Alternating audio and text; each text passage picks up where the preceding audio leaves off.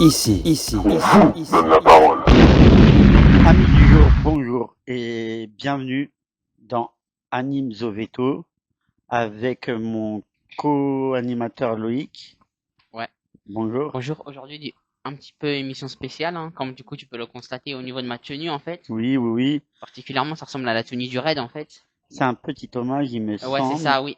Pour fêter du coup les 10 ans de la mort d'un de leurs chiens lors d'un assaut en fait. Peux-tu nous présenter Diesel en quelques mots? Alors Diesel c'était une chienne d'assaut malinoise de 7 ans appartenant à l'unité cynophile du raid, formée dès l'âge de 8 mois. Elle était spécialisée dans la recherche d'explosifs, la recherche de personnes et les interventions en milieu hostile. C'était une chienne extrêmement calme en famille, mais une détermination absolue en mission. Quelles étaient exactement ses missions au sein du raid? Diesel intervenait en premier lors des assauts pour détecter d'éventuels explosifs, localiser les suspects retranchés et protéger ainsi les opérateurs humains. Le 18 novembre 2015, sa mission était de vérifier que l'appartement de Saint-Denis n'était pas piégé et de repérer les terroristes avant l'entrée des colonnes d'assaut. Pourquoi non. Qu'est-ce qui s'est passé exactement le 18 novembre 2015? À 7h20, Diesel est lancé en reconnaissance dans l'appartement où se trouvaient Abdelhamid Habahoud et ses complices.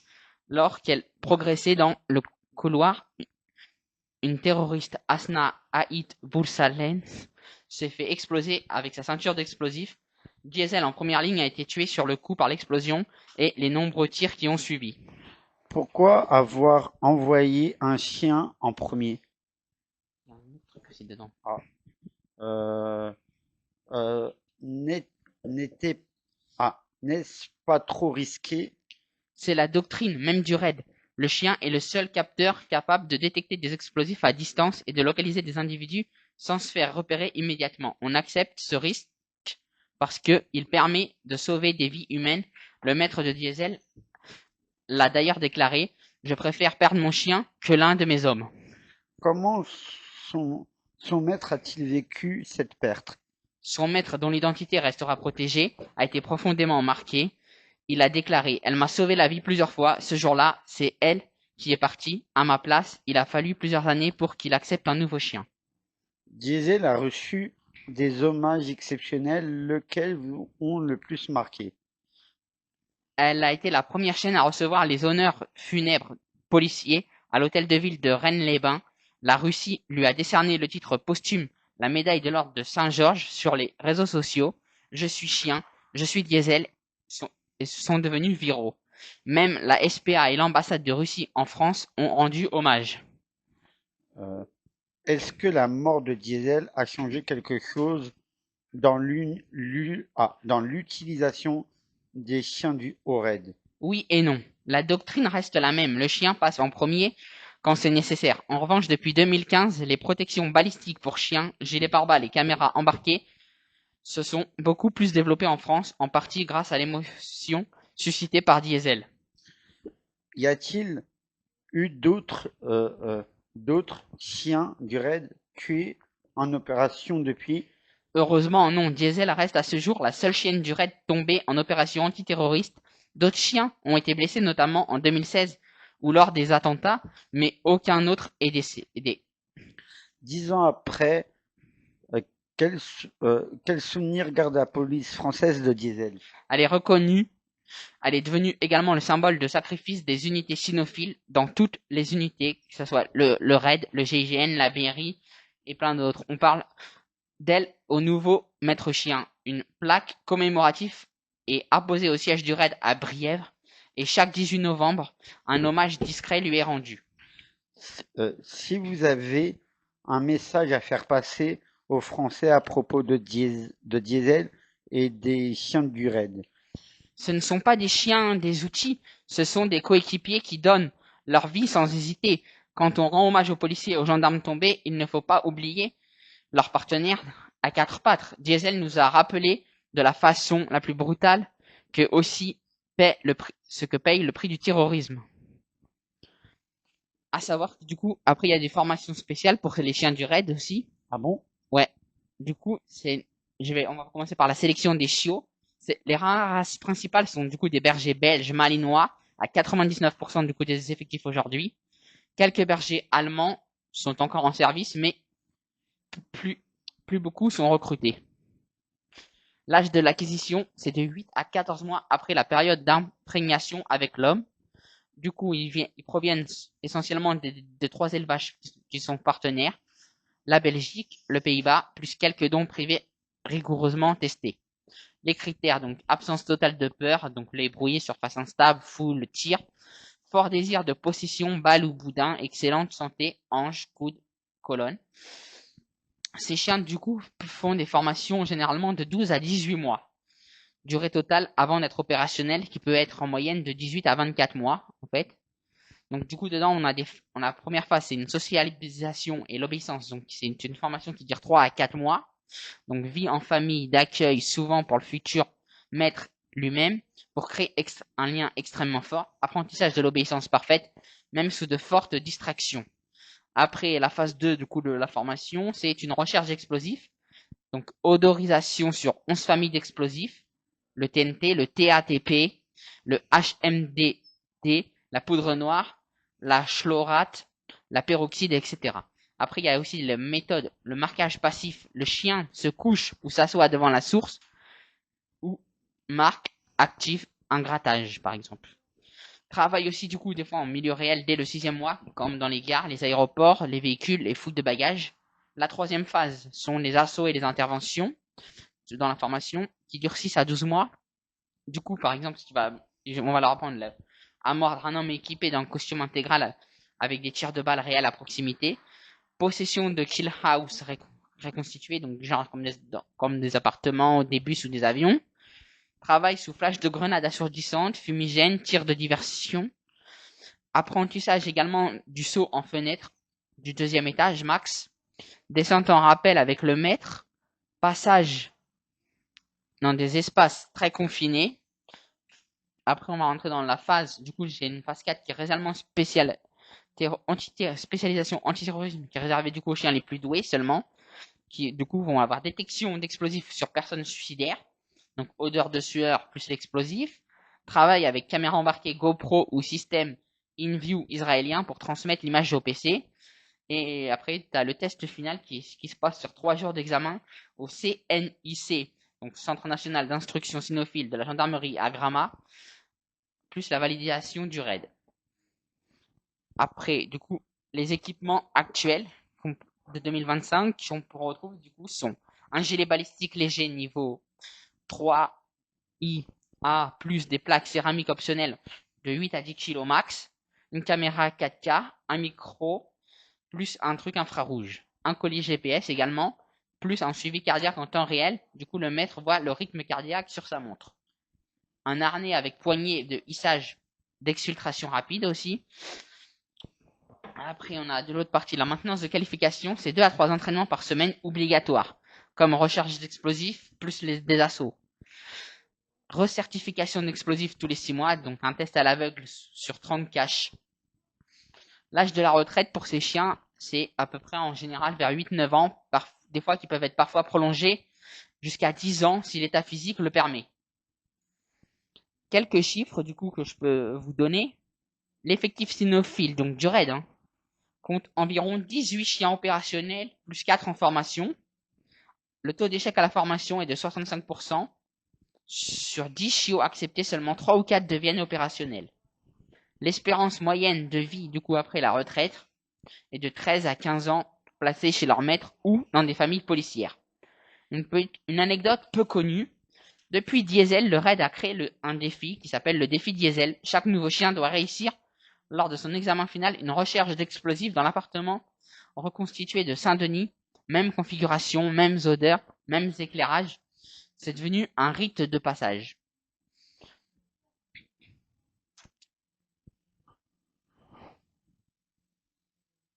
Du coup, en parlant du coup sur le défi Diesel exactement, qu'est-ce que ça représente? Le défi Diesel, avant toute chose, c'est un truc qui se fait uniquement au RAID en fait. D'accord. Du coup, qui a été créé en 2016, juste après la mort de Diesel. Ce n'est pas un simple exercice, c'est devenu le test final symbolique et obligatoire pour tout chien qui veut être breveté chez un assaut antiterroriste au RAID. Et du coup, la où ça se passe exactement, généralement, donc le site de configuration, c'est un lieu de champ de tir et de kill house du raid à Bièvre dans le 91. Donc c'est un appartement de 72 mètres carrés qui a été reconstruit à l'identique de celui du 8 rue Corbillon à Saint-Denis. Donc du coup, avec les plans judiciaires et les photos de la PJ, machin, du 18 novembre 2011, du 18 novembre 2015. Du coup, après, avec la même disposition des pièces, le même type de couloir étroit, genre de 80 cm, même effondrement partiel, en fait, du coup, la même type intérieur, en fait, de mobilier, on va dire, pour que ça soit plus facile, en fait. Donc, avec le même éclairage, du coup, qui veut dire un éclairage très faible. Et également des portes blindées, qui ont été forcées aussi. Du coup, le déroulement de comment ça se passe pour le défi du chien, à savoir que le chien est seul sans son maître dans l'appartement. D'accord. 3 caches d'explosifs réels sont placées dans l'appartement. TATP, poudre noire plus une leurre neutre placée à des endroits différents à chaque passage. 2 terroristes en costume intégral sont cachés également. Un immobile qui peut bouger ou tirer à blanc. Après aussi, du coup, on a l'autre catégorie, c'est des bruits réels, comme des rafales de 5,56 à blanc. Donc, grenade aussi absurdissante, cri en arabe, fumigène. Le chien doit, du coup, marquer les 3 caches sans fausse alerte, localiser les 2 individus sans se faire toucher. Les examinateurs portent des pistolets à peinture. Ressortir seul vers son maître en moins de 4 minutes. La règle particulière, si le chien marque correctement les explosifs mais refuse d'avancer dans le couloir là où Diesel a été tué, il est ajourné. Le maître n'a pas le droit de l'encourager par la voie. Une fois la porte franchie, c'est un test de courage pur. Résultat, depuis 2016, environ 40 chiens ont passé le défi Diesel. Le taux de réussite lors du premier passage est de seulement 55 à 60%. Les chiens qui échouent 2 fois ne seront jamais brevetés d'assaut. Ils deviennent du coup chiens de recherche explos classiques ou sont reclassés. Ah, ça, je peux en rajouter une petite anecdote. Le premier chien à avoir réussi le défi Diesel lors de la première tentative s'appelle Jiva, une chienne malinoise noire mise en service en 2017. Du coup, à savoir que chaque 18 novembre, les maîtres chiens du raid posent une petite plaque avec le nom des chiens qui ont réussi le défi de cette année-là sur le mur du Kill House, juste à côté de la photo de Diesel. C'est du coup le moment le plus émouvant de toute la formation quand le chiot de 2 ans ressort vivant de l'appartement maudit. Les opérateurs applaudissent et beaucoup pleurent. Et là, du coup, on va faire une petite bref. J'ai raconté vite fait l'histoire un peu du chien, du coup. D'accord. À savoir que Diesel, du coup, était un berger belge malinois, du coup, un chien d'assaut qui appartenait au RAID. Et à savoir que, du coup, le RAID, ça veut dire recherche, assistance, intervention, dissuasion.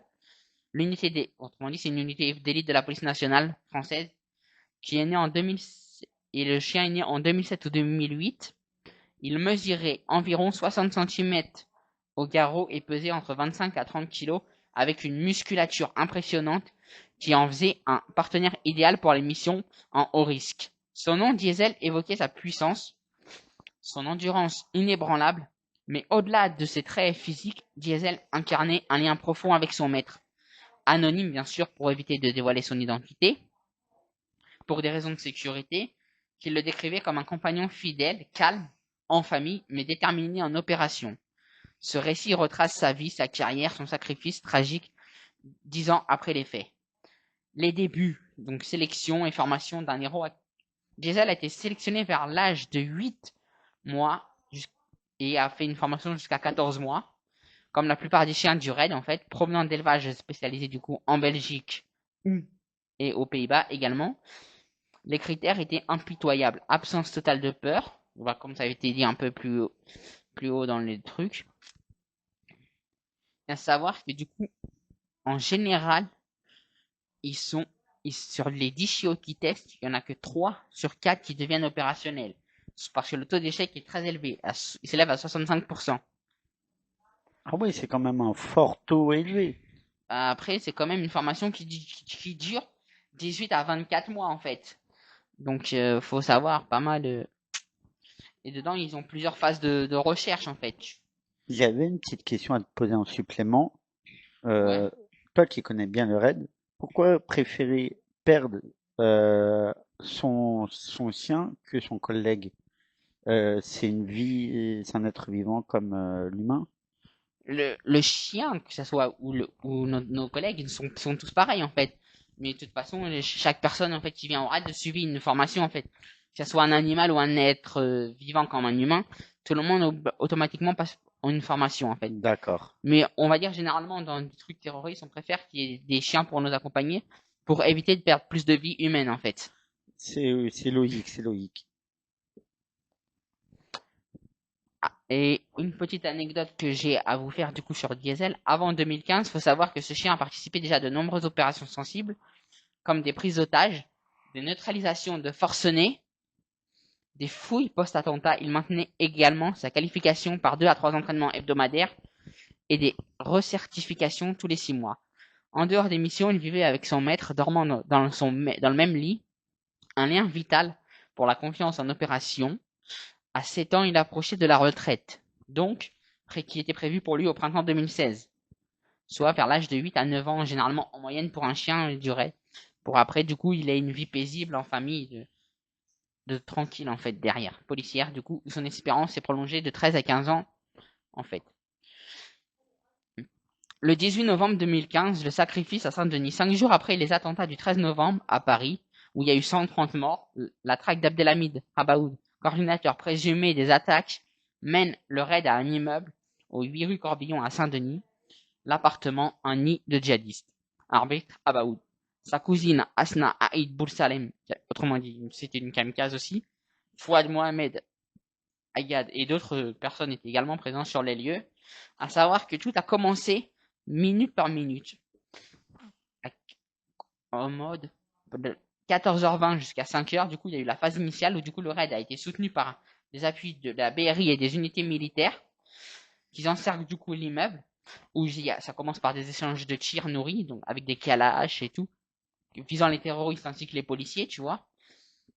5 opérateurs finissent quand même blessés par des éclats de balles, à savoir l'appartement est partiellement effondré par des grenades. 5 à 6 heures accalmie relative après un silence de plusieurs minutes sans tir ennemi. Le chef du raid, juste, je vais, je dévoilerai pas du coup son identité, a décidé d'envoyer Diesel en reconnaissance pour vérifier l'absence de pièges ou de suspects retranchés. Équipé de son gilet avec une caméra, il franchit la porte blindée forcée, seul, sans son maître à l'intérieur, pour tester son courage pur. 6h02, entrée fatale. Diesel explore la première pièce. Dégagé, il s'élance dans le couloir étroit ensuite de 80 cm vers la seconde pièce. Son maître en liaison vidéo le voit progresser. Il a fait le tour de la première, puis il a dashé dans la seconde. J'ai perdu le signal immédiatement. Une rafale éclate.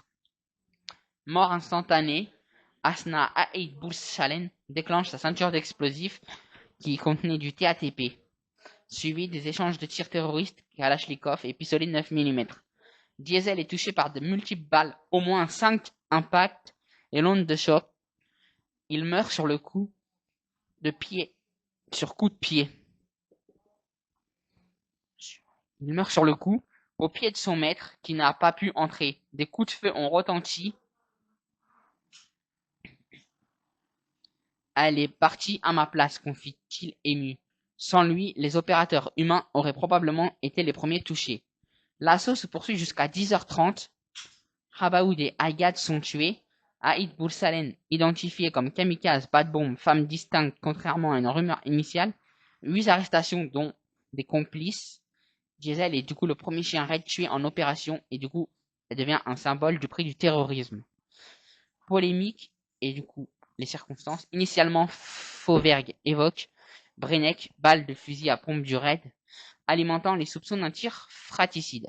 Les terroristes n'avaient que des 9 mm devant une commission parlementaire en 2016, réaffirme avec certitude ce que sont les djihadistes. Je suis prêt à exhumer pour une nécropsie. Aucune autopsie n'est faite. Erreur protocolaire. Et l'affaire s'apaise. Diesel est officiellement crédité d'avoir sauvé des vies. Il y a eu des hommages dans un peu mondial. La nouvelle est tweeté par la police nationale, Diesel Malinois de 7 ans, chaîne d'assaut du raid, a été tué par des terroristes, dont suite à une explosion et des échanges de tirs. Des pétitions sont devenues viraux sur les réseaux sociaux, du coup, en disant je suis chien, je suis Diesel, machin, nanana. Et en même temps, pour qu'elle décroche une médaille d'honneur aussi, qui a recueilli des milliers de signatures. Son maître raconte sur RMC, je préfère perdre mon chien que l'un de mes hommes. Distinction posthumée, 28 décembre 2015, la médaille Jikin, l'équivalent de l'animal de la croix de Victoria pour des actes de bravoure face au danger, Imin, 66e récipiendaire avec des pigeons de guerre, des chiens afghans. Première médaille du coup qui est mise en récompense pour elle. La deuxième, la médaille russe de l'ordre de Saint-Georges.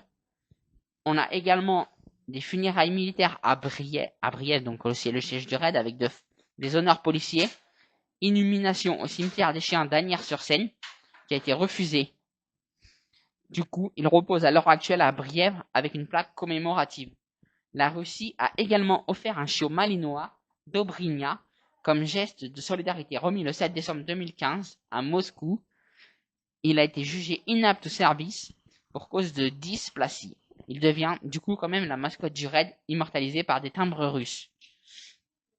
Du coup, à savoir qu'après, Diesel a transmis un héritage prêt, qui est un symbole éternel, a transmis du coup transformer les pratiques du développement accéléré sur les chiens, comme pour avoir des gilets pare-balles du coup, des caméras, des plaques céramiques et doctrines inchangées mais renforcées.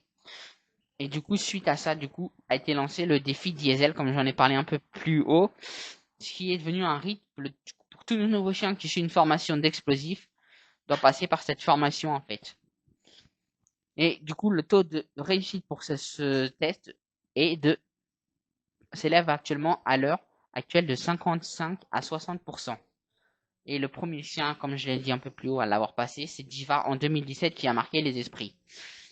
Et pour revenir un petit peu, du coup, j'en ai fait 10 ans après. Diesel reste à l'heure actuelle, du coup, pour le moment, le seul chien du raid tué en opération.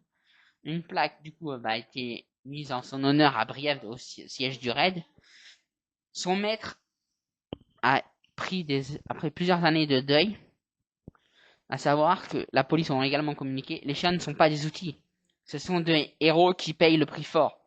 Diesel nous rappelle que dans l'ombre des assauts, des vies humaines et animales se sacrifient pour la nôtre. C'est un très bel hommage. Merci à toi Loïc pour ce bel hommage. Ouais. Et n'oubliez pas de vous abonner pour plus de vidéos. Merci à Alibi et Ouais. merci à Majid et merci à toute l'équipe Artup. C'est ça. Et merci du coup, je tiens aussi à remercier le raid, du coup, vu qu'ils n'ont pas pu venir, qui m'ont demandé de rendre un petit peu le truc, l'hommage à... Du coup, c'est pour ça qu'aujourd'hui, j'avais cette tenue un peu spéciale, on va dire. Et merci à toi Loïc pour ce bel hommage. De rien, merci à toi aussi, Elvis. À samedi prochain. Au revoir.